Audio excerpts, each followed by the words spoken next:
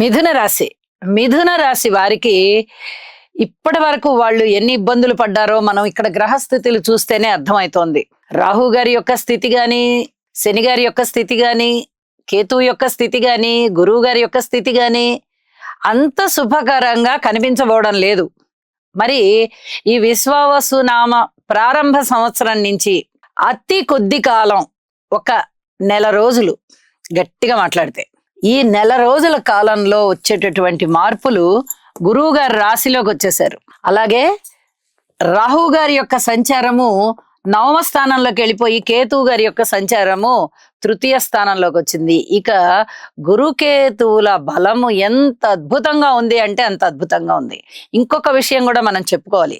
శని గారి యొక్క స్థితి దశమంలో అంత పెద్దగా ఇబ్బంది పెట్టదు, అంటే చాలా ఇబ్బంది పెట్టేస్తోంది అనేటటువంటి ఫలితం ఉండదు. కొద్దిగా ఇబ్బందికరంగా ఫలితాలు ఇస్తూ ఉంటారు. ఇది చెప్పదగినటువంటి సూచన.